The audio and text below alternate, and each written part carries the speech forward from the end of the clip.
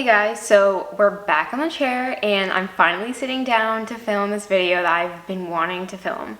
So it's going to be my number one tip, trick, hack to nail your interviews. So I have been on so many job interviews in my life now, honestly, insane amounts. And there's the good, the bad, and some I've literally just hung up the phone, ended the Zoom call. I mean, it's crazy now.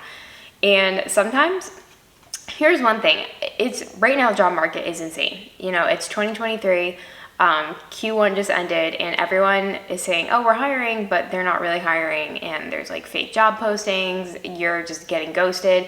They blame the, prospect employees as the ones who are ghosting them, but really they're not. I just had it happen to me for one where the interview went great and they were supposed to get back to me that night and they never did.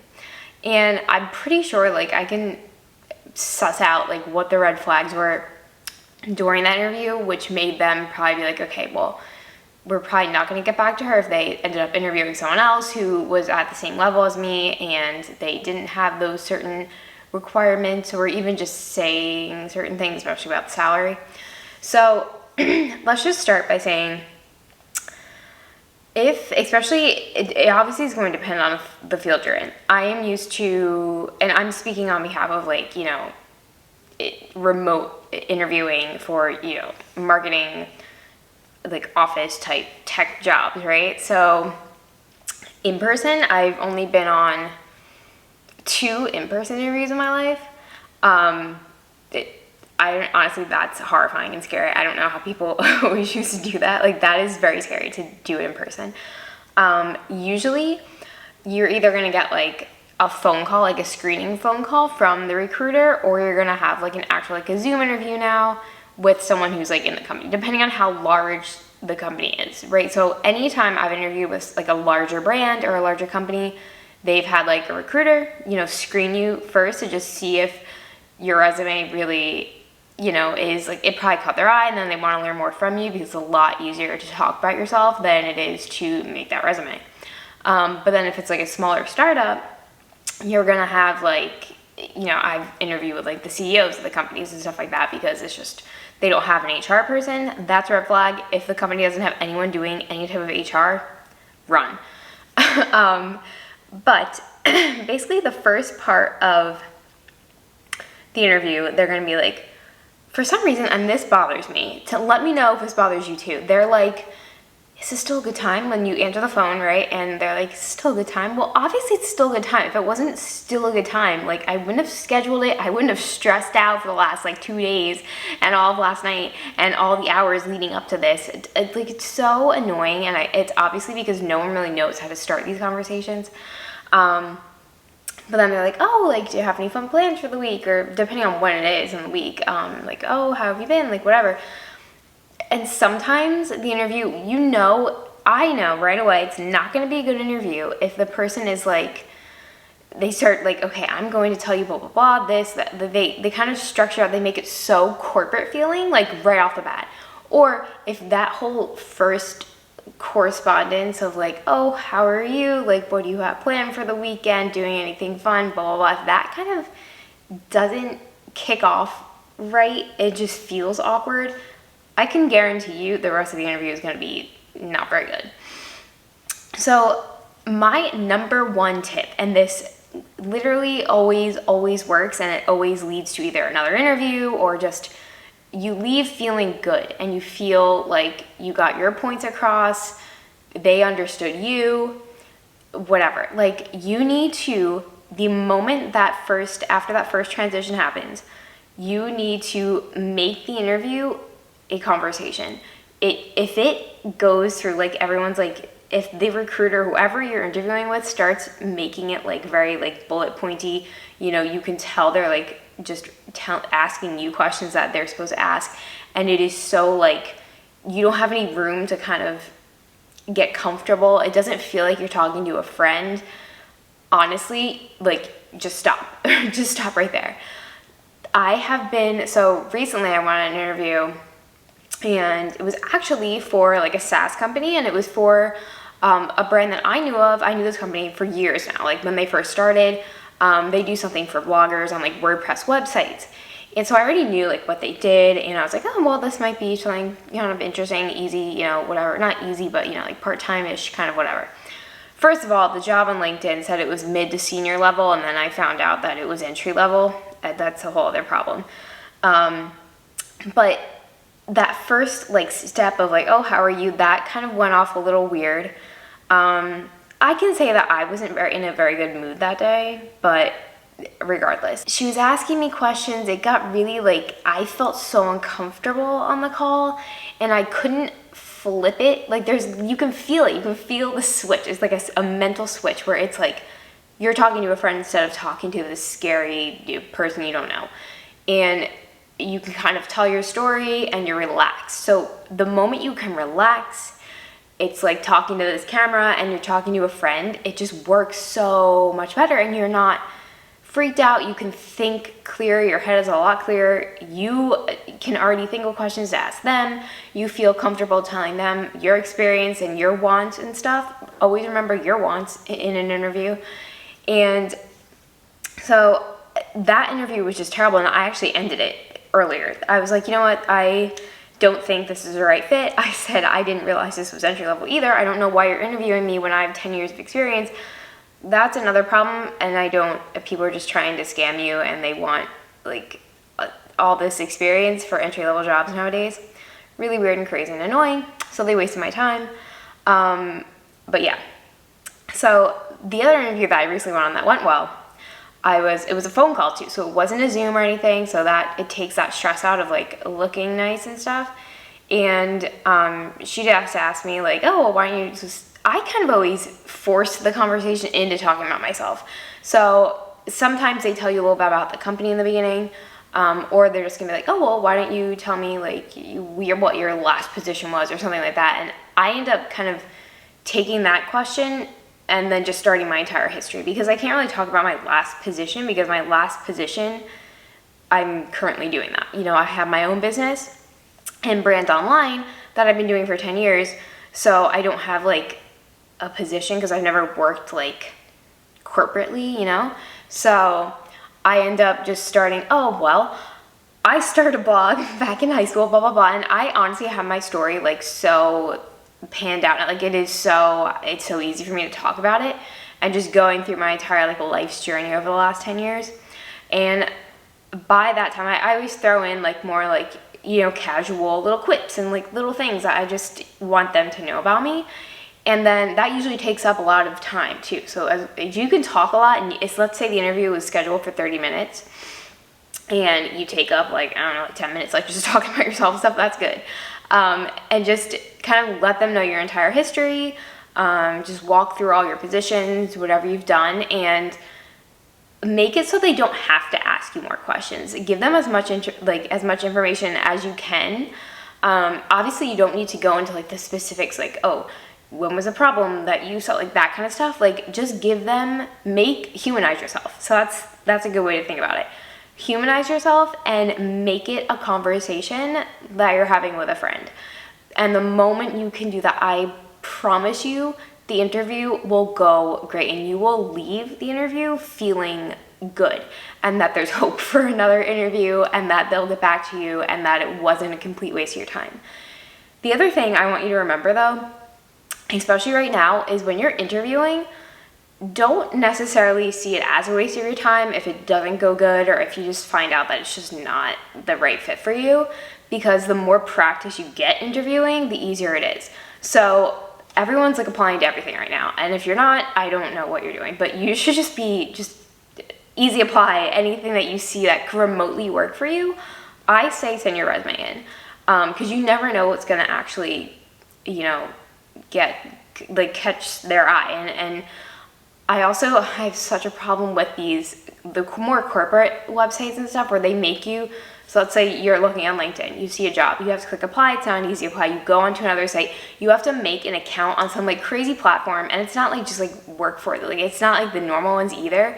It's like these crazy, there was one where it was just like a podcast, like So I don't even know. It was like a part-time little thing, and I was like, oh, this could be a fun little contract to have. No, I had to make like an account on some crazy, weird, random startup-y website, and I'm like, for this, there's no other way to apply though. No, there was no email, nothing. And I was like, I'm not gonna apply this now. And I don't understand why people are doing that. It's literally insane, because I shouldn't have to sign up for some crazy account and then also re-input all of my information. I just spent hours and days and years working on this resume, and I have to re-input everything in, because that's when they do a lot of like the AI screening and stuff like that, where they're not even having anyone look at your resume. So that's really disheartening and disappointing, and obviously they don't value your time. They don't value their employees' in time, so you shouldn't even apply. That, honestly, that's what I think about it. So anyway, don't go into these interviews thinking this is going to be a waste of my time, I'm not ready, I feel so stressed, whatever. If it doesn't go off right, that's okay. You just got more experience interviewing and getting your story down, answering questions if they do have them, and you can start to like template it out in your head, so you know for the next time how to say things, what kind of words. You can see how people react and stuff. Personally, I think I like having Zoom interviews better than the phone calls. I want to see their face, But yeah, let me just sum it up, because this is supposed to be my number one tip, and my number one tip is to make it a conversation. That's the only way I can really explain it, is to make it a conversation and not an interview. You don't want your interview to be an interview. You want to make it a conversation, so you can feel comfortable with whoever is interviewing you, and make it be like your friend. So I'm talking to my best friend, I'm talking to my mom, I feel okay talking about myself, and it shows confidence. If you can also transition that conversation that way, it shows you're confident. It shows you're confident in your skills, your history, your experience, all of that. It makes you seem a lot more professional, honestly. It doesn't seem like you're some newbie entry-level person. So that's what you need to do. Somehow you need to, basically, if they say like, oh, what are you doing this weekend? Maybe you can even answer that question and transform that. Like, that's going to be the conversation starter. Say, oh, I'm going to the beach. Oh, I have plans to see a friend I haven't seen in a while. Like, make it interesting. Don't just be like, oh, I don't know, I'm just going to relax at home. Like, no. Don't say like weird, random, stupid, boring, plain things. Say something a little interesting. And then ask them too. That would be a very good way to start the conversation. And then the moment they ask you to tell them about yourself, make it a story. So that's where storytelling also comes into play as well. And that's why once you know and you're comfortable talking about your own experience and that conversation, you can start doing more storytelling. So that's going to take time. Obviously, the first time you do this, it's probably going to be a little like, you're not going to be as fluid with the story. But the more you interview, the easier you're going to have this like great, rich history and experience and everything, and you can just leave them, let them come along for the ride, all of your career history, your interests. And that's why if you get it to that point where you have this nice story, you're going to be talking about your experience, but you're also going to be talking about just your passions, your hobbies, all that kind of stuff, because it's all one thing. Like, it all just comes together. And I also now talk about, how I just, moved to South Florida from New Jersey, and, obviously I kind of just restarted everything. So let them know that, turn it into a conversation, turn it into a beautiful story, like you're just telling a friend, or you're telling a friend you haven't seen in a while, right? Because you want to let them know about the most current things happening. And then you can kind of end it and be like, so I ended up applying to this because of blah, blah, blah, blah. Because obviously you want to leave that story so the story ends up at that point where you were like, either you had a passion that related to why you applied, it was your experience, you're looking for something harder, you're looking just to move up, you're looking to change, whatever, blah, blah, blah. You moved and now you want something that's more local, something like that, where that end point is, and this is why I ended up applying. And then you toss it back to them and you wait for them to either ask you questions or kind of further the conversation. So that is the number one tip, is to get that story down and allow it to be a conversation where you can actually tell them the story. And honestly, if you can do that, you are going to feel good. You're going to feel confident, and you're going to walk away with confidence as well. And then let's say they don't get back to you, they ghost you, something weird happens. You're not going to feel as like shitty about it, because you practiced, you had a great interview, and you know you did your best and you showed confidence. So really it's just up to them, and you know, you can't really do anything about that, especially right now. So just know that you'll be able to walk away feeling good, and not that it was because you messed up the interview, because it's not. You did a great job. You told them your experience, your history, your story, and you weren't a fit for them, and that's it. Let's see, some final tips. And you know, always have some questions for them. Usually I can kind of get them to tell me more about the position. Sometimes I like to say, I would like to hear from you, you know, about this position in your own words. I usually ask about the team I'd be working on. Why are they hiring for this position? Like, what happened to the last person? Are they still there? Are they moving up? That kind of thing. Depending on the job, the different tools that they use, that kind of stuff. And then if you're kind of unclear about what the next steps are, they usually tell you. I've never really been in a position where they don't tell you, but they'll be like, oh, you should be hearing back in a week, blah, blah, blah. So then let's say you really want this job, then you can like start reaching out again via email, like, oh, hey, I'm just following up because you didn't get back to me when you told me you would. Or if you just know that's a lost cause, like I do half the time, I'm just like, okay, whatever, just moving on to the next one. But yeah, so I think that's it. I just want you to walk away with that, the conversation and the storytelling of your history. And, you know, in the comments, let me know what your biggest questions are for interviews. You know, what do you guys struggle with? Is there a point where you just like freak out? So is it when they ask you a certain question, blah, blah, blah, something like that? Let me know. I would love to help you, and maybe the people in the comments can help. And yeah, let me know also if you guys have your biggest tip for job interviews. And do you like them to be remote, or do you like them to go in person? Like, I think that is so stressful because there's a whole like appearance kind of thing. You have to dress nice, like it's just a whole different vibe. Yeah, so I hope you guys like this. I hope you can take something away. I hope you can start implementing this and practicing it. And definitely you can practice it with a friend, you know? And you can even record it. So if you have your phone or your camera or whatever, you can record yourself like talking as well. And sometimes that camera acts as like a person. Like, I feel like I am talking to something. I'm not just talking to nothing. So that can also help you just with the practice. But yeah, like, comment, subscribe, and answer the questions down below. What's your biggest tip? What questions do you have about interviews? Where do you struggle the most? And yeah, I will see you guys back here next week. Bye.